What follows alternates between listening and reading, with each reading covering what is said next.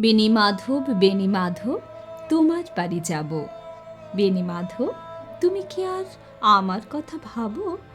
বেণী মাধব মোহন বাঁশি তমাল তরুমূলে বাজিয়েছিলে। আমি তখন মালতী স্কুলে ডেস্কে বসে অঙ্ক করি, ছোট্ট ক্লাস ঘর। বাইরে দিদিমণির পাশে দিদিমণির বর। আমি তখন নবম শ্রেণী, আমি তখন শাড়ি। আলাপ হলো বেণী মাধব সুলেখাদের বাড়ি। বেণী মাধব লেখাপড়ায় ভালো। শহর থেকে বেড়াতে এলে আমার রং কালো। তোমায় দেখে এক দৌড়ে পালিয়ে গেছি ঘরে। বেণী মাধব, আমার বাবা দোকানে কাজ করে। কুঞ্জে অলি গুঞ্জে তবু ফুটেছে মঞ্জুরি। সন্ধেবেলা পড়তে বসে অঙ্কে ভুল করি।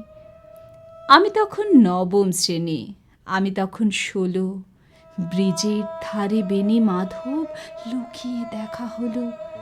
বেণী মাধব, এতদিনের পরে সত্যি বলো, সেসব কথা এখনো মনে পড়ে?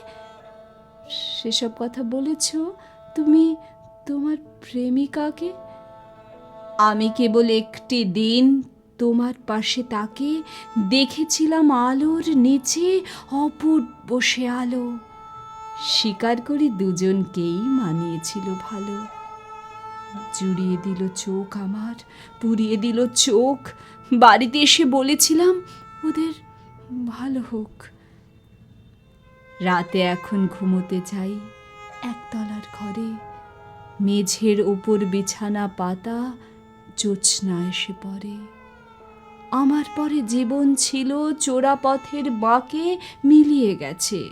জানি না আজ কার সঙ্গে থাকি। আজ জুটেছে, কাল কি হবে, কালের ঘরে শুনি। আমি এখন এই পাড়ায় সেলাই দিদিমণি। তবু আগুন, বেণী মাধব, আগুন জ্বলে কই?